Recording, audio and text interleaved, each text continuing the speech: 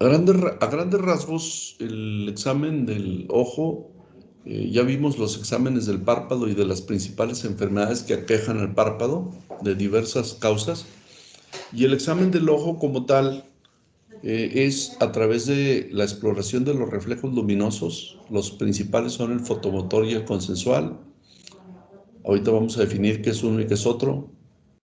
La exploración del campo visual, denominado campimetría, que desde el punto de vista clínico es una forma muy gruesa de examinar el campo visual de una persona, ya cuando se quiere hacer con mucha precisión, después de que se detecta algún problema en el examen físico, pues se manda al paciente que le hagan una campimetría muy especial, que es eh, la campimetría con equipo computarizado. La agudeza visual, que es algo a lo que muchos nos hemos sometido, sobre todo cuando usamos anteojos, y el examen de fondo de ojo. Los reflejos luminosos se practican con una lámpara convencional, como lo pueden ver aquí, ¿sí? La forma adecuada es así, proyectar la luz en forma oblicua, no proyectarla de frente como si fuera interrogatorio judicial, sino de lado, y observar la respuesta a nivel de la pupila para saber si existe contracción pupilar como respuesta natural a la luz. Cuando yo veo la respuesta de la pupila directamente en el ojo que se estimula, a eso se le llama reflejo fotomotor. En cambio, cuando yo estimulo, por ejemplo, aquí el ojo derecho, pongo la mano para que no pase la luz al ojo izquierdo y me fijo en la respuesta del ojo izquierdo, que normalmente debiera contraerse cuando la luz le llega, a eso se le llama reflejo consensual. Los ojos funcionan igual de una manera simultánea. Si yo a una persona le pido que voltee sin mover la cara a la derecha, ambos ojos van a desplazar la vista a la derecha. Si le pido que regrese al centro, lo hacen ambos ojos. Si le pido que sea hacia el otro lado, igual. Si le pido que vea hacia arriba. ¿Eso qué quiere decir? Que los ojos funcionan de una manera coordinada. Entonces, lo mismo pasa con los reflejos. Si yo a una persona le aplico luz en el ojo derecho, tengo que verlo directamente si el esfínter pupilar se contrae. Si por alguna razón no existe contracción o respuesta a la luz y la pupila se mantiene dilatada, a esa dilatación pupilar se le llama midriasis. A la respuesta de contracción de la pupila que la vuelve pequeña se le llama miosis. ¿Hasta ahí se entendió? Sí. Sí. Bueno, Sí, doctor. ninguna de las dos cosas en forma permanente, ni la midriasis o la miosis, o sea, ni la pupila que esté grandota, ni la pupila que esté chiquita, se pueden considerar normales. La respuesta pupilar es variable. Acuérdense que las cámaras fotográficas antiguas eran una imitación de una función ocular normal. Las cámaras tenían un diafragma que permitía que entrara más o menos luz. El diafragma que permite más o menos luz en el ojo es la pupila, ¿sí? Entonces, en la pupila nosotros proyectamos la luz y vamos a ver una respuesta normal de constricción pupilar. Una vez que eso ocurrió, retiramos el estímulo luminoso y la pupila va a volver a abrirse para captar luz ambiental. Esa es la respuesta natural. Si una pupila al momento de que yo le proyecte la luz ya la encuentro contraída y no sufre desplazamientos de apertura o cierre, eso es una pupila miótica. Si a una pupila todavía sin aplicarle la luz, nomás abriendo los párpados con los ojos, con los dedos del explorador, la veo dilatada, sobre todo en un paciente inconsciente, pues esa es una pupila que está alterada en su función. ¿Quién gobierna la función del esfínter pupilar? El tercer par craneal, ¿sí? Entonces, lógicamente que una pupila permanentemente dilatada expresa de alguna manera un problema a nivel de un par craneal. En el reflejo consensual, por último, ya repitiendo, es poner una mano o una barrera que impida que la misma luz que estoy proyectando aquí llegue hasta el otro lado. Y si se fijan, esta luz es de un estuche de diagnóstico, esta es de una lámpara común, mientras que este es un estuche de diagnóstico. Ahí tiene la lente de aumento en un lado. Pero en la misma lamparita puede proyectar la luz y aquí la respuesta natural es que se contraiga la pupila, pero no quiero observar la respuesta aquí, quiero observarla en este ojo.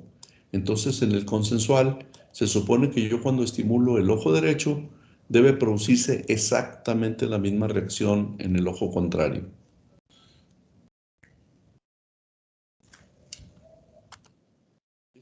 El campo visual o campimetría se hace pidiéndole al paciente que mantenga la vista sobre un objeto fácilmente identificable. Yo en el consultorio lo que utilizo comúnmente es un marcatextos de color así fosforescente, ¿no? A ver, yo me coloco a 50 o 70 centímetros del paciente. El observador y el paciente deben estar a la misma altura. Fíjense cómo es así. Tú vas a desplazar el objeto pidiéndole al paciente que mantenga la cara viendo al explorador de frente. No puede mover la cara a los lados. Y si se fijan, al paciente lo que se le pide es desplazando el brazo del explorador, a ver, siga nomás el objeto con la pura vista. No mueva su cabeza ni para un lado, ni para otro, ni para arriba, ni para abajo. Entonces, lo que se le denomina la distancia intermedia, ¿sí? Es la distancia que el ojo logra desviarse hacia un ángulo u otro, dependiendo de que yo haga el desplazamiento en sentido horizontal o en sentido vertical, ¿sí? Entonces, se pide al paciente que siga la trayectoria del objeto desplazado con la mano del explorador y vean aquí abajo cómo el campo visual puede ser hasta 150 grados de desplazamiento del globo ocular cuando el paciente se queda viendo de frente. En cambio, cuando le pedimos que vea hacia arriba, pueden ser 60 grados, de 60 a 70 grados, lo que el ojo se puede desplazar. En suma, 130 grados de desplazamiento vertical, ¿sí?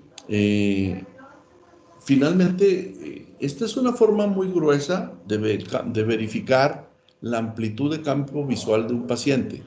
¿Qué tiene que ver eso? ¿Para qué sirve explorar el campo visual? Nosotros sabemos que el cuerpo humano está dotado de una visión que se llama estereoscópica. El mismo objeto lo vemos con ambos ojos a la vez y nos da una imagen estereoscópica que permite que nosotros calculemos las dimensiones del objeto observado, tanto en altura, en profundidad y en anchura, en tridimensional, vamos. Entonces, la forma de ver las cosas tridimensional es por razón de que tenemos un entrecruzamiento de fibras del nervio óptico del ojo derecho y del ojo izquierdo. Ese entrecruzamiento de fibras del nervio óptico que permite visión estereoscópica se hace en el quiasma óptico.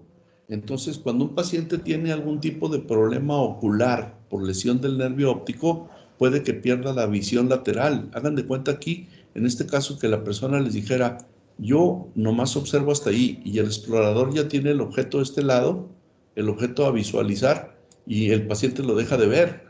Entonces, ¿qué quiere decir? Que si tomamos en cuenta una línea imaginaria aquí, la visión del ojo lateral del ojo izquierdo solamente sería de aproximadamente 45 grados, cuando se supone que el paciente debiera tener una visión mínima de 75 a 90 grados hacia el lado. ¿Se entendió eso? Sí. Sí, doctor. Bueno, entonces eso es una forma muy gruesa de confirmar que el paciente tiene puntos ciegos. Existen algunas enfermedades que, sin embargo, pueden provocar manchones por lesión retiniana debido a incrementos de la presión del globo ocular. Una de esas enfermedades se llama glaucoma. Eso hace que el paciente se quede con una visión que se denomina tubular. Hagan de cuenta que el paciente está viendo con unos, ¿cómo le llaman? Para ver a lo lejos, Binoculares. binoculares, ¿sí? Que está viendo a través de un tubo nada más. Entonces, en el glaucoma eso pasa. porque hay varias zonas de la retina que resultan dañadas por incremento de la presión y el paciente se queda con una visión tubular. ¿Cuál es la única manera de confirmarlo? Pues con un examen de esta clase. Clínicamente yo puedo decir que el paciente tiene limitación del desplazamiento visual, o sea, aunque el ojo se debe mantener viendo hacia el frente, no voltear, pero se supone que la única situación que hace que tengamos modificación del campo visual es la anatomía de la órbita. La órbita no es una órbita así esférica, ¿verdad? Es una órbita que tiene una forma elipsoide, ¿no? Entonces el ojo pues va a tener, al estar instalado aquí adentro, pues va a tener una limitante externa para la visualización. Hasta ahí llegaría, pero pues eso sí permite, sin desplazar el ojo, que se vea un objeto que está lejano en un punto lateral. El punto central que impide que tengamos una visión plena, pues es la pirámide nasal, ¿sí? Entonces, si hay anfractuosidades de la órbita, y pues para eso se necesita un campímetro computarizado para saber si el ojo tiene una visión, vamos a ponerla así, ¿sí? Cuando el ojo tiene una visión perturbada en todo el lado externo, se llama hemianopsia temporal, o sea, el paciente tiene perdida la visión de toda esta zona. Si el paciente tiene un globo ocular en el que la pérdida visual es en este segmento, se llama cuadrantopsia. Para eso, pues, se necesitan formas muy especiales de evaluación, ¿sí? Que son, pero primero se hace clínicamente con la campimetría. ¿Se entendió el examen clínico? Sí, doctor. Bueno, la agudeza visual. Todos hemos a veces sido sometidos a una prueba de esta clase. Después de que nos la practican, pues puede que tengamos un buen diagnóstico y nos digan usted tiene una visión correcta y no necesita que le coloquen anteojos correctores. El paciente se coloca a una distancia preestablecida que son aproximadamente 1.8 metros, ¿sí? Y le colocan una tabla que se llama la tabla de Snellen. Y con esa tabla el paciente debe ser capaz de decirte desde las letras más grandotas hasta las letras más pequeñitas. La visión normal se dice que es 20-20. Estamos hablando de pies, ¿sí? Entonces, las personas que no necesitan anteojos ni para visión lejana o cercana, pues tienen una visión de esa clase. Y eso es el examen que nos practica o el oftalmólogo o el optometrista, que es distinto, ¿eh? Un optometrista es con una preparación inferior a la del oftalmólogo, solamente para corrección o colocación de lentes que hagan función correctora visual. El oftalmólogo generalmente cuando practica un estudio de esta clase hace una dilatación de la pupila, perdón. Bueno, buenos días. No, pues yo creo que marco mal. Este es el teléfono de la Secretaría Académica. Sí, Bueno, sí, necesitas volver a marcar el conmutador y que te comuniquen a posgrado, por favor. ¿Sí? André. Bueno, hay personas que para poder hacer esta prueba necesitan conocer las letras. Pero ¿qué pasa con los niños que todavía no están en la escuela o con personas mayores que pueden ser analfabetas? Pues hay otro tipo de visualización que si se fijan, las figuras van de mayor a menor en forma descendente y son figuras de fácil identificación, como por ejemplo, pues aquí un pollito, un caballo con jinete, una mano, etcétera. ¿Esto es para los niños o para analfabetas? ¿Sí? Y esa se llama optotipo de Allen. Y otra tabla en la que la base es la letra E, en la que el paciente para decir si tiene o no tiene una buena agudeza visual, le pides que te describa cómo la ve, ¿verdad? Si la E en posición normal, le explicas que esa es la posición normal, o la E de cabeza, o si está de cabeza de nuevo, ya pero en una dimensión menor, si está invertida, si está volteada, etcétera, ¿sí? Entonces, esto te lo escribe el paciente. Eso es para facilitar. Simplemente lo que quieres darte cuenta es hasta qué dimensión el paciente percibe las imágenes. Y lógicamente que cuando estás en un consultorio oftalmológico u optométrico, pues te van poniendo anteojos correctores con los cuales distingues ya correctamente las letritas, por ejemplo, las de este nivel, ¿no? Entonces, ya cuando el paciente lo distingue con un anteojo corrector, pues le hacen la prescripción del anteojo que requiere. Eso se llama prueba de agudeza visual. Entonces llevamos visto reflejos luminosos, campimetría, agudeza visual, y esto es lo más complicado porque necesitas desarrollar una destreza. Esto se llama examen de fondo de ojo. El fondo de ojo necesita hacerse con un... Perdón. Bueno.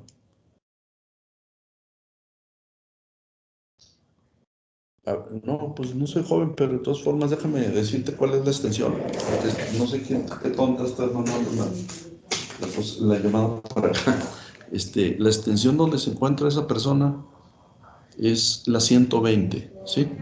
Por favor, pues, si vuelves a marcar y diles que te manden a la 120, ¿sí? Bueno.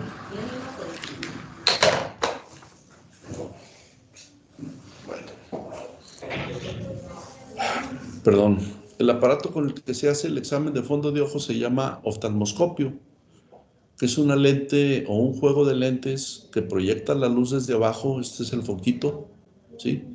La proyecta a una lámina inclinada de aumento y luego de aquí la va a proyectar a través de la pupila hasta ver el interior del ojo.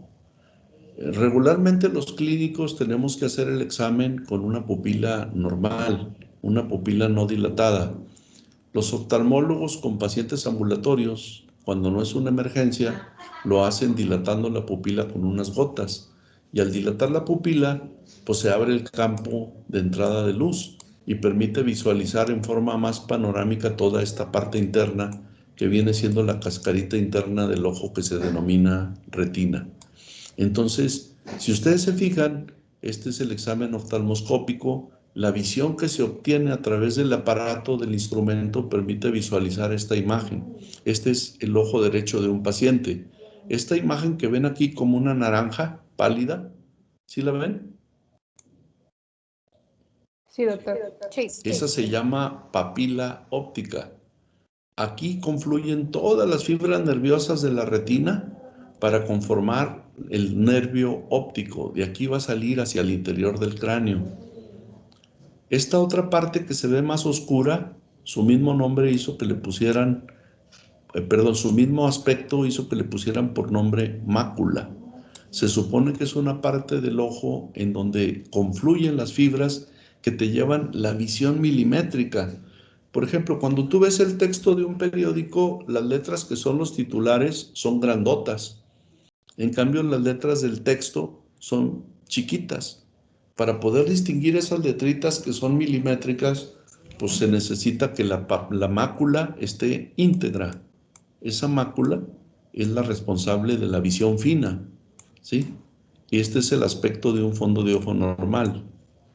Entonces, esta es la mácula, esta es la papila óptica.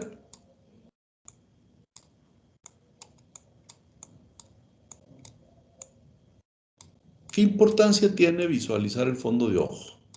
Bueno, antes terminamos de decir que las otras estructuras que se van a revisar con el fondo de ojo son los vasos sanguíneos. Los vasos gruesos en el fondo de ojo corresponden a las venas. En cambio, los vasos finitos como este que está aquí, corresponde a la arteria. ¿Sí? Las venas en el fondo de ojo son más gruesas que las arterias. Aquí es una vena, aquí es una arteria. ¿Sí? Y en enfermedades que producen daño retiniano por mal control de las mismas, como el caso de la hipertensión o la diabetes, o ambas juntas, pueden provocar daño en la retina, como lo vamos a ver posteriormente, ¿sí? Para eso sirve el examen de fondo de ojo. El examen de fondo de ojo permite la observación de los vasos. Bueno, ¿con quién quieres hablar? Aquí en la Secretaría Académica. Bueno, sí, diga. ¿Con quién deseabas hablar? Soy el doctor Galván, a tus órdenes.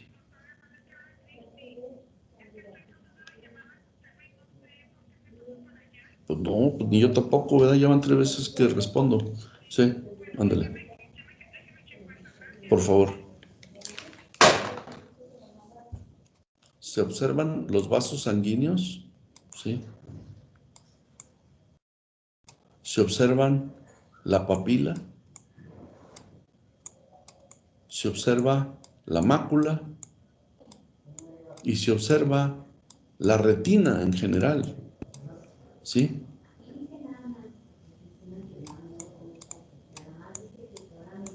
La retina es toda esa superficie de color anaranjado que es en donde se encuentran todas las fibras que recogen la visión, ¿no? Que vienen siendo los conos y bastones. El examen visual a grandes rasgos, pues, es lo que ya les señalé ahorita: reflejos luminosos, campimetría, agudeza visual y el examen de fondo de ojo.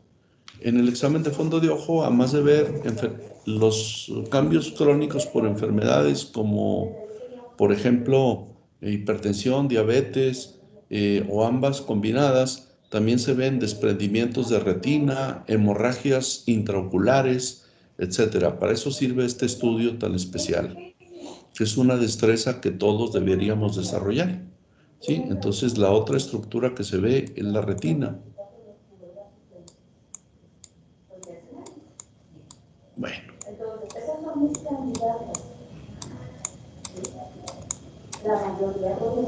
Para eso es el fondo de ojo. ¿Alguna duda o pregunta?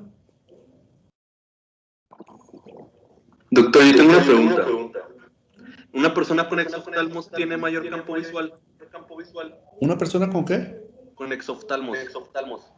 No debería, se supone que sí se te modifica, pero el exoftalmos también elonga el nervio, ¿eh? Y al elongar al nervio puedes tener afectaciones periféricas visuales. Pero sí, obviamente que si el globo ocular está desplazado, pues tú debes tener más amplitud de campo visual porque superas el obstáculo anatómico de la órbita, ¿sí? Gracias. Pero a largo plazo, por ejemplo, una persona que tiene exoftalmos, el exoftalmos puede ser, en la inmensa mayoría de los casos, por enfermedad tiroidea, el tipo específico que les mencioné, que era la enfermedad de Graves. No todos los hipertiroidismos dan problemas así. El otro problema que te puede dar un exoftalmo es un tumor retroorbitario, ¿sí? Como el retinoblastoma o como tumores de la órbita, etc. Pueden aventar el ojo hacia el exterior. Entonces, lógicamente que eso pues va aparejado con una elongación o una proptosis del ojo, y eso puede afectar al nervio óptico, que es esta parte que está aquí, ¿sí? Y entonces también deteriorar la función visual. Pero tu pregunta es buena, porque sí tiene que ver con que si existe un exoftalmo como tal, el exoftalmo, aunque tú cures el hipertiroidismo de un paciente, no regresa a lo normal, ¿eh? El exoftalmo permanece. A veces hay formas quirúrgicas de corrección del exoftalmo, porque al paciente le molesta quedarse con el ojo así saltón, ¿verdad? La utilidad, pues, del fondo de ojo ya se las mencioné ahorita: es ver la papila, ver los vasos retinianos, ver la retina en general y ver la mácula, que dijimos que era la responsable esta de la visión fina. En la otra foto se veía más bonita la mácula, ¿verdad? En esta foto pues se ve más difuminada la imagen, con un poquito menos de color. La forma de identificar la mácula cuando ya desarrollamos la destreza del fondo de ojo es el otro ojo que les mostraba en esta diapositiva, es el ojo derecho, este es el ojo izquierdo. ¿Por qué sé? Porque la papila se ubica más cerca de la nariz, ¿sí?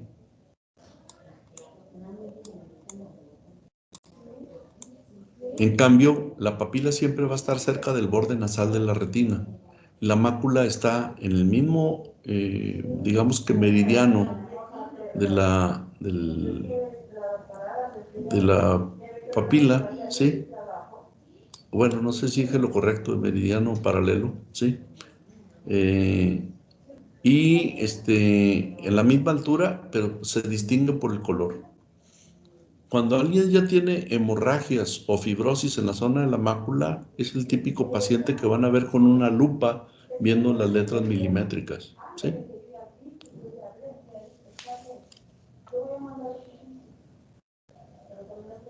Ujú. ¿No hay ninguna pregunta de ojo? Yo, doctor. Sí. Un paciente puede tener presente, por ejemplo, el reflejo fotomotor y ausente el consensual, o presente solo el consensual y ausente el No, sí, fotomotor. sí, ya eso sería una alteración. O sea, si tú, por ejemplo, no puedes tener un reflejo, te digo que los ojos funcionan de una manera simultánea. Si yo estimulo el ojo derecho y el izquierdo no se contrae, ahí hay un problema local en el ojo izquierdo, ¿sí? El ojo izquierdo permanece dilatado, mientras que el derecho sí está reaccionando a la luz. Entonces la patología está en el ojo izquierdo. Si me cambio de ojo y ahora estimulo el ojo izquierdo y no se contrae la pupila en respuesta a la luz, ahí está el problema, ¿sí? O sea, siempre la respuesta va a ser simultánea.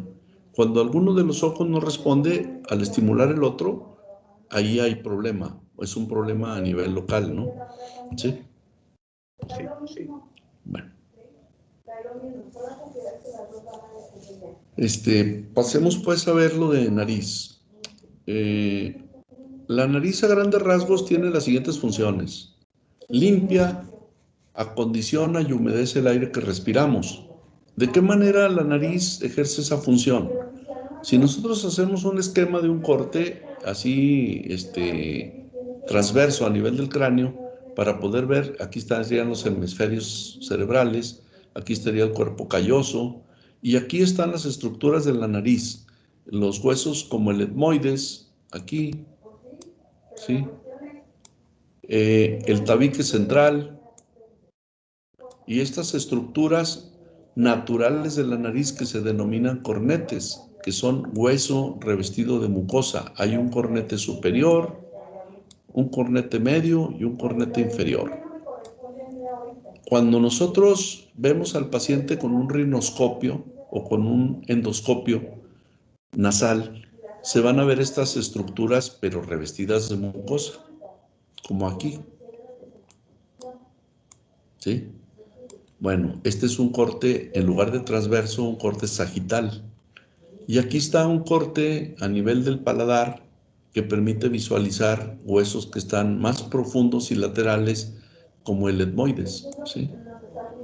Bueno, ¿qué función cumplen estas estructuras en la nariz? El aire que respiramos debe ser un aire que entre limpio, y las partículas sólidas que andan flotando en el ambiente se pegan en la mucosa húmeda y llena del moco, que es la secreción natural de la nariz y los bronquios.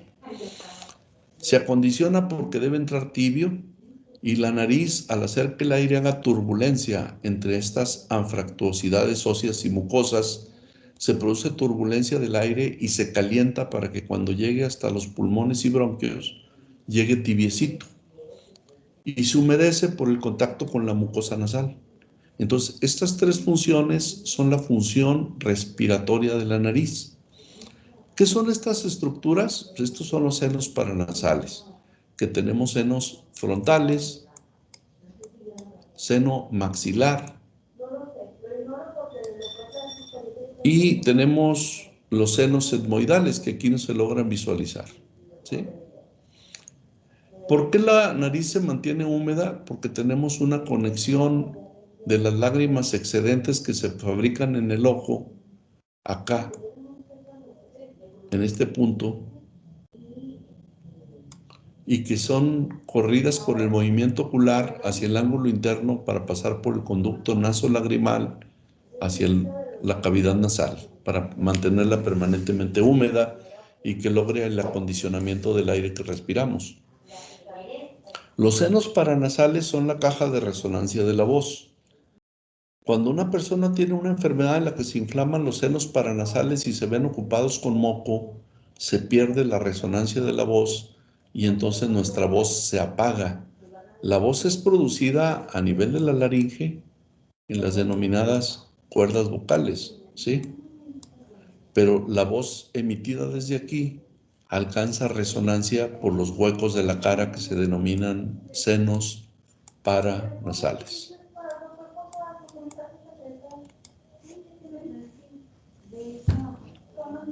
Esa es una función de la nariz. La otra función, pues dependerá también de otra cosa que vamos a ver ahorita, que es la función primordial de la nariz también, que es el sentido olfatorio.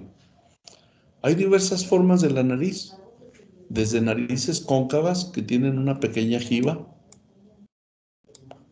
nariz recta, que pues, yo creo que todo el mundo quisiera tenerla así, nariz en botón, en la que la parte prominente es esta, nariz de gancho, que también es muy común, sobre todo en ciertos grupos raciales.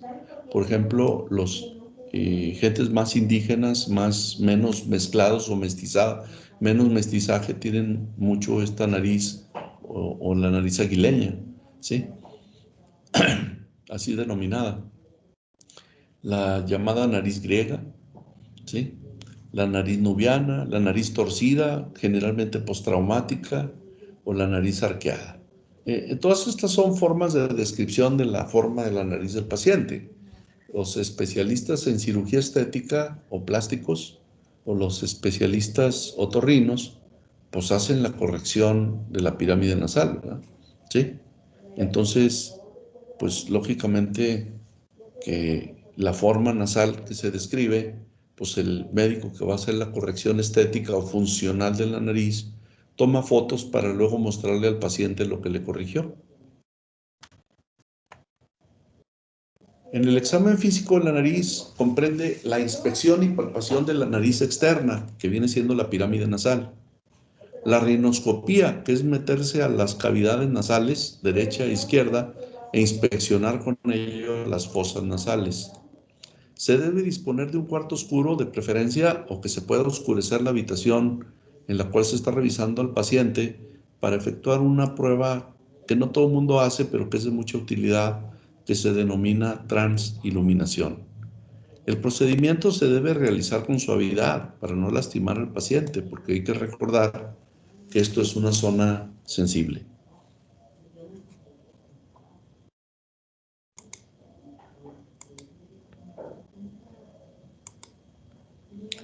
Entre otras funciones de la nariz se encuentra la función olfatoria. Hay que recordar que existen filetes nerviosos distribuidos en el interior de la cavidad nasal que le van a llevar la información sensorial al bulbo olfatorio, que está aquí. Este bulbo olfatorio ya sabemos que descansa en el piso anterior del cráneo y que esos filetes nerviosos pasan a través de la lámina cribosa del etmoides, ¿sí? Para constituir el bulbo olfatorio, y de ahí el bulbo olfatorio pues va a ser un conjunto de axones que van a llevar la información hasta el lóbulo temporal, ¿sí? Entonces, esta es la función olfatoria de la nariz, que en cierto grado se considera que es la función primordial, ¿sí? ¿Cómo se explora la nariz en relación al olfato? Pues tenemos que ponerle al paciente líquidos, geles o frutas o flores, de manera que el paciente con los ojos cerrados puede identificar los olores. Otra cosa que se usa mucho para verificar la función olfatoria, de la que poca gente se equivoca, es ponerlos a oler granos de café, ¿sí? Esto, por ejemplo, pues el que la persona perciba el olor, pues te puede decir, es vino de mesa o vino tinto, ¿verdad? Pues un tomate, pues un aroma a flores, pues pues quizá no te diga exactamente cuál flor, ¿sí? Pero te va a decir que tiene un aroma floral. Aquí, pues el olor a jabón o a gel. Y aquí, pues el olor a una fruta, que también es característica, ¿no? Como el olor de toronja. En su momento, pues, eso permite que el paciente determine de una o de otra fosa nasal si tiene algún tipo de perturbación olfatoria. Si no huele, si huele de más, si huele normal, que es el punto intermedio, o también si el paciente tiene algún tipo de perturbación olfatoria, que aunque no le acerques nada, el paciente te diga que percibe olores desagradables.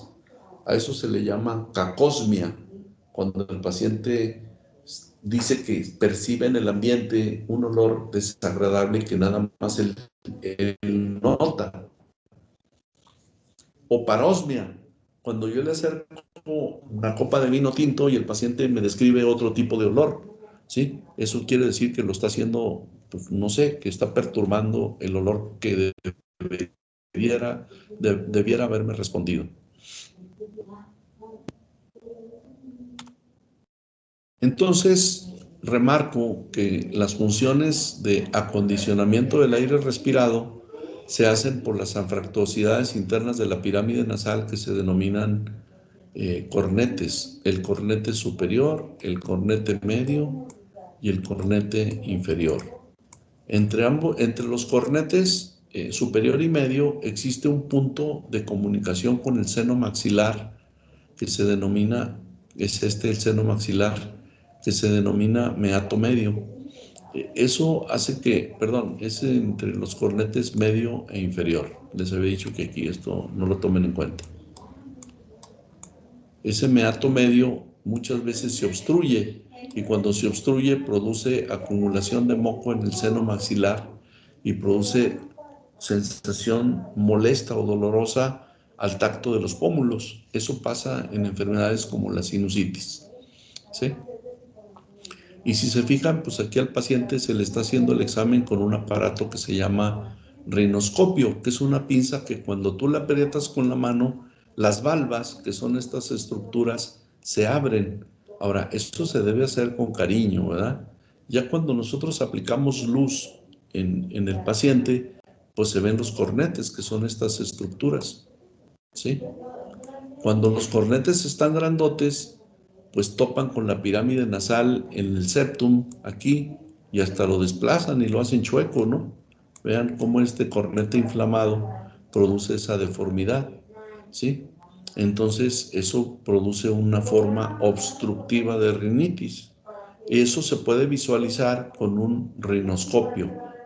Claro, ya hay medios técnicos mucho más eficaces en los que, aparte de que tú estás explorando, los otorrinos los tienen, proyectan la imagen en un aparato de video y en una pantalla, y entonces el paciente está viendo lo que le están haciendo al meter un rinoscopio por aquí.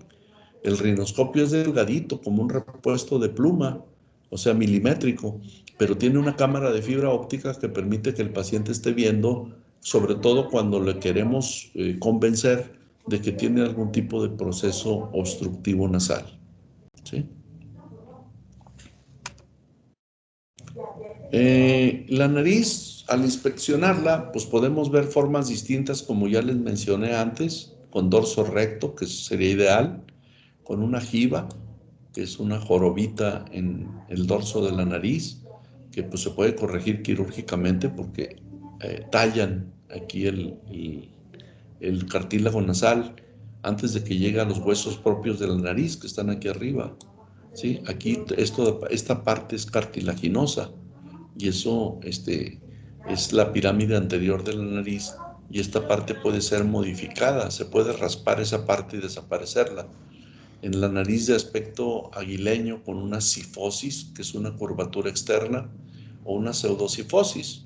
Hay gentes que las variantes de forma de la nariz lo consideran parte de su personalidad y no se la modifican, pero hay personas a las que sí les molesta tener una nariz no ideal y pues recurren a los cirujanos plásticos para que se las corrijan, que son los ideales, ¿verdad? Más que el otorrino, el plástico, que haga una rectificación de la pirámide nasal. Pero hay deformidades adquiridas que son por proliferación de las glándulas sebáceas del dorso de la nariz, y eso tiene un nombre, se llama nariz rinofima, ¿sí? Esa nariz rinofima ocurre sobre todo en edades mayores, es raro verla en personas jóvenes. Y todas esas bolitas que ven que sobresalen en el dorso de la nariz son glándulas sebáceas obstruidas. Y eso hace que la nariz, siendo a lo mejor una nariz que si no era perfecta, era una nariz estéticamente visible, se vuelva una nariz deforme, voluminosa, con prominencias hacia el exterior.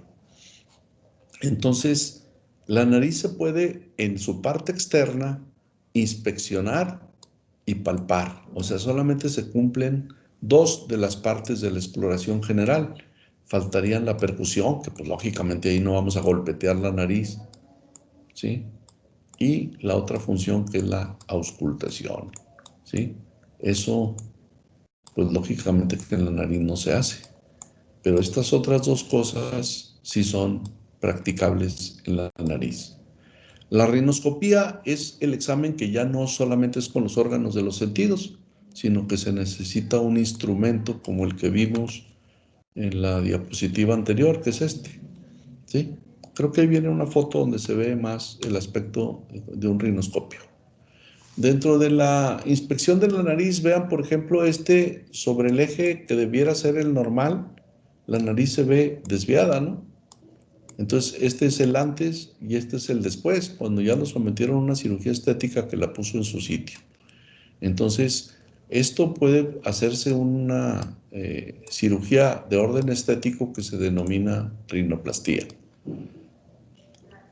Pero cuando el problema no solamente es externo, sino interior, como en el caso de un septum desviado, el paciente lo podemos ver con una rinoscopía, y a este paciente ya no necesita nada más la rinoplastía, sino también necesita una septumplastía, que es la corrección de la torcedura del tabique central de la nariz. Y aquí vean cuando ya está corregido esquemáticamente, ¿verdad? Que es un tabique que se volvió recto. Cuando aquí tenía una jiba, una curvatura hacia la derecha. Aquí vean también que hay gentes que pues, con fines estéticos se corrigen la nariz. Pues, es una nariz pues, muy tolerable. Sin embargo, pues alguien no está conforme con su nariz y se la afila. Y se hace que se cierren las fosas nasales y que se haga más fina la pirámide nasal externa. Y pues se consiguen estos resultados. Y aquí cuando una persona que tiene una jiba o una nariz que acá estaba denominada sifótica, que es esta, ¿sí? Curvada, pues se somete a una cirugía, le quitan la parte blanda del tabique nasal y pues se la dejan así respingadita, ¿no? Entonces, todo eso pueden hacer los especialistas con su nariz, pero esos son defectos que uno detecta, defectos relativos. En este caso sí es un defecto franco cuando existe una desviación del eje de la nariz. Aquí, pues, hubo una corrección nasal.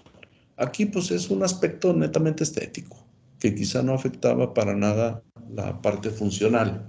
Y aquí, pues, sí afecta desde el punto de vista funcional, porque la narina del lado derecho no permite el paso natural del aire. Y eso es lo que se ve con el rinoscopio, ¿no? El rinoscopio es este aparatito. Cuando nosotros lo cerramos, las valvas se abren y al abrirse, aquí están las valvas colocadas en la pirámide, en la fosa nasal, nos permiten ver estas estructuras que son los cornetes de la nariz, que son los responsables de hacer turbulencia, humectación y calentamiento del aire inspirado.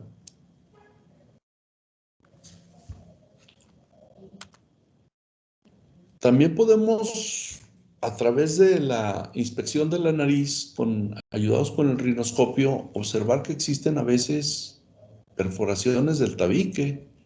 ¿A quién le ocurren las perforaciones del tabique? Pues a las personas que inhalan sustancias vasoconstrictoras prohibidas, como la cocaína, que pueden provocar estas perforaciones del tabique, como este huecote que se ve aquí, ¿verdad? pues ahí, si el paciente no te lo declaró en el interrogatorio de la historia clínica, tú regresas a preguntarle si inhala sustancias prohibidas, ¿sí? O si, porque esto no lo producen vasoconstrictores locales de los que la gente sin receta médica surte por su cuenta. Esta es una, la perforación del tabique. La otra es la hipertrofia de los cornetes, como aquí. El cornete normal, el medio y el inferior. El superior casi nunca se ve.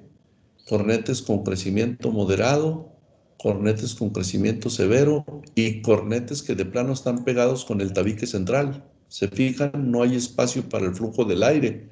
Es esa línea oscurita que se ve aquí. En cambio acá, pues hay mucho espacio para el paso del aire, como debe ser. Entonces aquí, ese es el paciente que tiene que respirar por la boca, ¿sí? Y frecuentemente a esto se le llama rinitis obstructiva por hipertrofia de cornetes. La desviación septal, en la cual se ve, es la misma foto de la anterior, desviación del tabique y luego cuando se corrige desde el punto de vista funcional, no estético. Esto es funcional, ¿sí? Funcional. Y esta es la técnica de la transiluminación, en la cual se mete una lamparita. Hay unos estuches de diagnóstico ya un poco añejos, muy buenos, pero no les gustan porque no tienen una visión así muy aerodinámica, muy moderna, y que tienen una sondita con un foquito en la punta que se mete aquí a través de la nariz, nomás a la entradita de la nariz, en un cuarto oscuro y se proyecta la luz. Esto es lo normal, que el seno frontal y los etmoidales que dejen pasar la luz hagan que aquí se vea en la coloración rojiza por la proyección de la luz. Aquí es la misma fuente de luz, puede meterse en la boca y proyectar la luz hacia el interior, y aquí se ven los senos maxilares, ¿sí? Más uno que otro, ¿sí? Y acá el seno frontal, que se ve nada más de un lado, pues lógicamente al meter la fuente de luz aquí, ¿sí? Y con esto se ve el seno frontal y el seno etmoidal.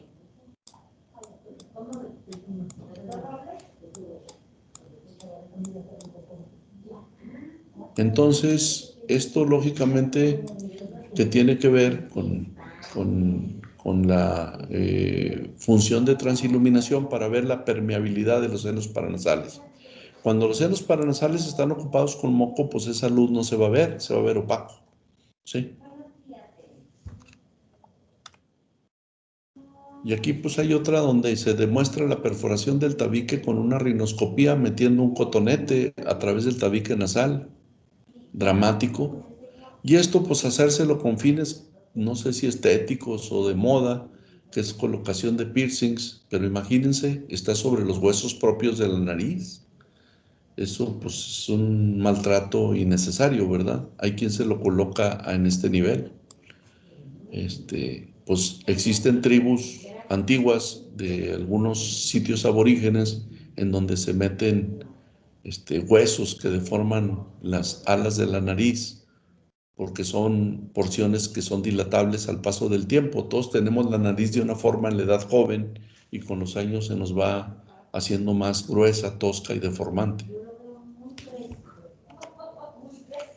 Las enfermedades más comunes de la nariz pues, son el resfriado común, la rinitis alérgica, la obstrucción nasal crónica, la sinusitis, la rinitis atrófica, procesos autoinmunes como la granulomatosis de Wegener y traumatismos nasales.